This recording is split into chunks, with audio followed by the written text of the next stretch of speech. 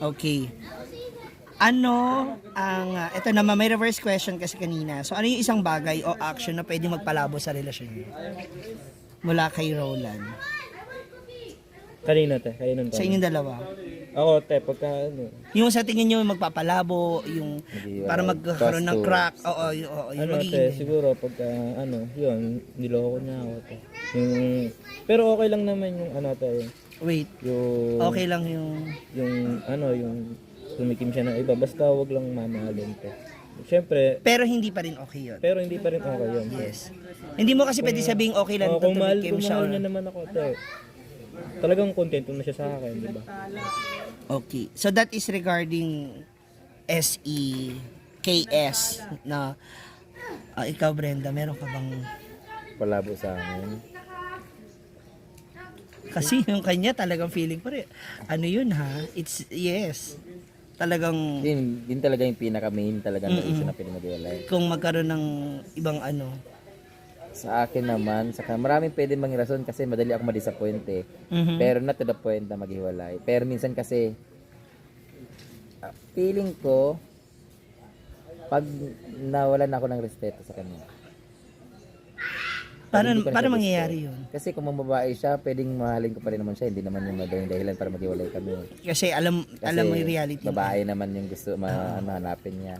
Kagaya sa ex-ex ko, napagbigyan ko naman na niloko, na gumamit ng iba, napagbigyan ko na may mga sinisend na mga nude video sa iba, na nakipag-chat sa iba.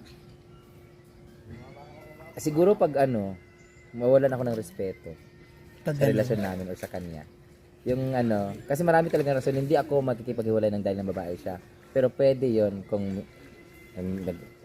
Nagtas nilihim siya, oo. Nahuli ko na nga, na babae ka na nga, tapos ayun pang aminin. Yung okay na yun na babae ka, aminin mo na lang kasi mas masakit yung nahuli ka na nga, ayun pang aminin. Tapos, gulat ako, nanggagamit na siya ng ibang follower, nanggagamit siya ng ibang bakla o ng mga babae, marami lang, hindi isa. Yung ganon, yung maraming factor, hindi ako bibitaw kung hindi ako makikipaghiwalay sa kung siya sa iba. Pero kung marami na, yan yung bibigyan ka ng chance na, sige kasi lalaki ka, pwede ka tumira ng Susunod niyan, may iba na namang rason na, meron ka pang hiningian ng cellphone na ganito. Ibang rason na naman yun. Pangatlo, hindi mo na ako inahalikan, hindi mo na ako ginagamit. Pwedeng iganin yung mga rason-rason, pero hindi sa isang bagay lang. Pwedeng magpabawas. Basta ako kasi hanggat mahal ko pa, pinaglalaban ko pa. Meron din time na kahit mahal kita, ay hindi importante na sa akin yung love eh. Yung respeto na lang talaga. Pag wala ka ng, ibig sabihin, pag ginagawa mo na yung mga bagay na paulit-ulit, mga bagay na hindi na maakma sa relasyon natin, tapos niloko mo na ako, yun ibig sabihin na hindi mo na nirespeto yung relasyon natin o hindi mo na ako nirespeto.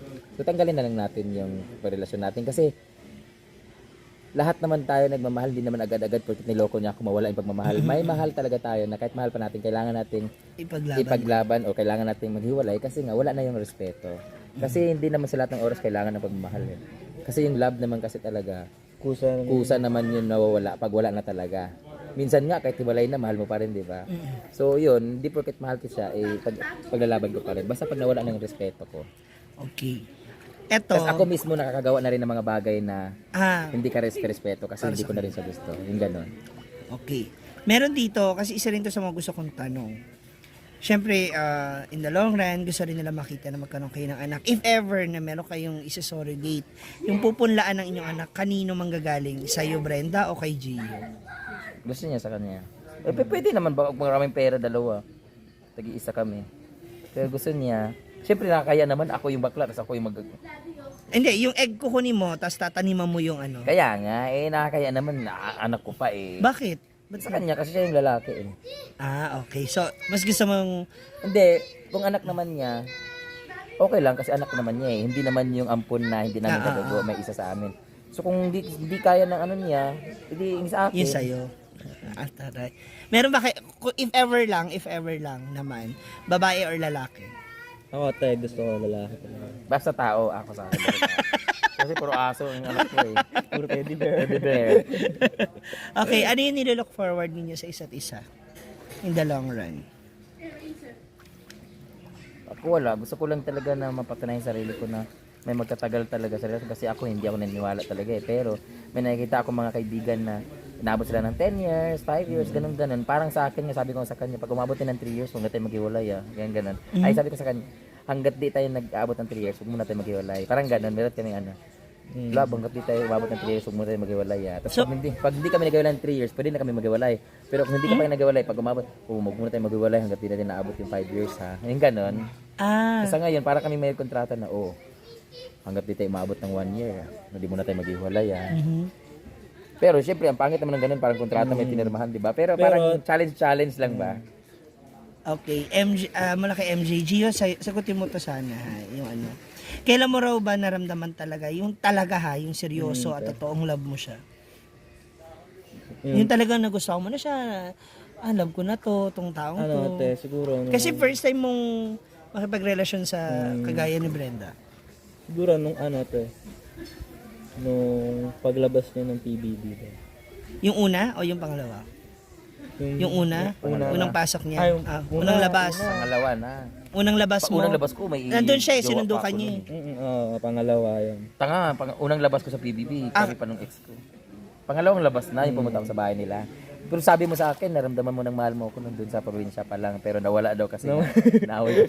Inaway. Hindi pa kami that time. So meaning, hindi pa talaga love yun. Pero nahulog ka na sa akin that time. Kasi nagpupursige na siya nun yung moment na siguro mga 2 weeks na siya sa bahay or 3 weeks. Kaya hindi na paalis ka na nun. Pero yung talagang naramdaman ko. Kasi inaaway ko siya, kaya naseryoso talaga yun nga, yung umubos siya ng PBB tapos pumunta siya sa amin. Yun, nakilala niya yung pamilya ko. Yun, doon ko lang naramdaman talaga na, gusto rin ng pamilya ko si Brenda. Ganun. Hindi naman dahil sikat lang siya, may pera siya. May takot ka ba na magkipag-relasyon sa akin? O hindi? May takot. Kung natatakot ka, magalit yung magulang mo or ayaw ng Hindi magulang naman, mo. kasi kung ano yung gusto ng magulang ko, mahal na rin nila. Halimbawa, Kung anong gusto mo? kung anong gusto ko, gusto na rin nila. Pero hindi ka ba natakot na kung sasabihin na magulang mo na magkipag-relasyon ka? Wala ka bang doubt na baka pagalitan ka nila or baka Hindi naman. Kasi pagbawalan? may mga tito rin naman po akong bakla eh. So, nila? Ang maganda dito, nag-umpisa kami ng friends at kilala na ako na magulang niya. Hindi, tsaka nung nasa Hasan kasi talaga, Kaya pinakita mo na agad yung ugali mo. Oo, so ayun maganda doon na kilala na ako na magulang niya. Hindi pa kami sa probinsya tapos pinagkatiwalaan na ako na magulang niya na dyan mo na anak ko, ganyan. So isang buwan din niya halos doon sa probinsya tapos di naman naging kami, ganyan. So nakita nila na safe naman yung anak nila, ganyan. Maganda factor din siguro yun. For Gio, kung hindi kayo nagkakilala ni Brenda at hindi siya ngayon at hindi ka nagba-vlog ngayon, ano sa tingin mo yung ginagawa mo? Ayun, na lang ako. Tutuon ko na lang yung oras ko sa pag-aaral. Para makatapos ako, makatulong din ako sa pamilya ko. Kasi yun din naman ang gusto nila para sa akin. So, may papangako mo ba talaga na matatapos mo tong pag-aaral mo? Oo naman po. Sure ka ha? Gagawin ko po lahat para makatapos po ako. Yeah. Not for Brenda, it's for It's yourself. for me. Myself.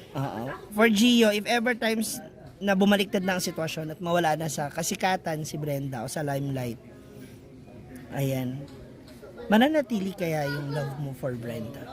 Oo naman po. Paano mo masasabing hindi na to usapan ng kasikatan? Syempre kasi nga 'di ba, nung walang-wala nga ako, 'di ba, tinanggap niya ako. Syempre, kahit ako, pagka halimbawa man na ganun. Syempre, tatanggapin ko pa rin, mahal ko pa rin naman siya, kaya ganun. Ano yung importante? Hindi mangyayari yan, Anong importante? Panghawakan ko yun. Ano yung importanteng bagay na meron si Brenda? Ikaw rin, Brenda. Ano yung importanteng bagay na meron si Gio? Kaya talagang nagustuhan mo. At hanggang ngayon, nandiyan ka, kumakapit ka. Siyempre, in general, sa ating mga bakla, yung tanggap tayo at nagugulang natin, di ba?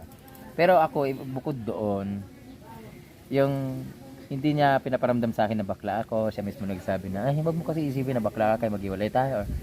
Alam mo yung pinaramdam niya sa akin yung seguridad na kahit gwapo siya, lalaki siya, ay maghahanap siya ng iba. Hindi, lagi niyang sinasabi sa akin na parang secured ako sa kanya. Yung security lang talaga, yun lang naman talaga ang natin mga bakla. Kahit hindi sa bakla, sa mabait na lalaki, yung seguridad na kontento ako sa'yo, huwag kang mag-alala, na kahit saan tayo mapunta, makasiguro kang magluloko ka na, ako hindi. Yung ganon. So parang nakakonsensya yung ganun. So yung pinaparamdam niya sa akin na hindi niya ako niloloko. You have the security na. And then, ang iniisip ko, na kung magloko man siya, it's your loss na parang hindi man, tag nito, hindi ako yung kawalan mo, pero kawalan mo na sa pagkatao mo na niloko mo ako. Yung promise mo sa akin na ganito. Alam mo, yung importante sa akin ng salita kasi ng tao eh. Mas matagos kasi yung salita kasi sa actions eh. Diba? Kasi minsan kasi nahuli mo na nagtitirahan, ayaw pa aminin, diba? So, nandun pa rin yung last word sa bibig ng tao.